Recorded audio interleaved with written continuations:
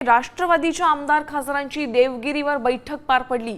या बैठकीत नाराजीचा सूर कायम असल्याची माहिती सूत्रांनी दिली आहे। या बैठकीला प्रफुल्ल पटेल उपस्थित नसल्याची माहिती मंत्री छगन भुजबळ यांनी दिली आहे। तर प्रफुल्ल पटेल मुंबईत असताना सुद्धा बैठकीला गैरहजर राहिल्याने चर्चेला उधाण आले।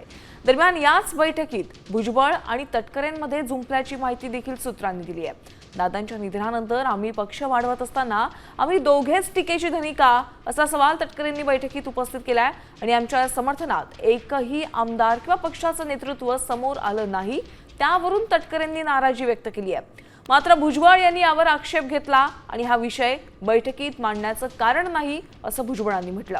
यावरून दोघांमध्ये झुंपली। तटकरे यांचं भाषण सुरू होण्यापूर्वीच पार्थ पवार बैठकीतून बाहेर पडलेत अशी माहिती देखील सूत्रांनी दिली आहे। प्रफुल्ल पटेल काय येऊ शकले नाही, परंतु तटकरे तर होतेच नाही, पण काही अंतर्गत नाराजी होती बऱ्याच आता प्रफुल्ल पटेल नाही। आता हे तुम्ही सगळे नाराजी आहे हे आहे ते आमच्या विरोधी पक्षाचे काय आमचे मित्र हे सतत बोलत असतात, तुम्ही सतत ते दाखवत असतात, त्यामुळे एक वातावरण निर्माण होत आहे, पण तसं काही वातावरण नाही।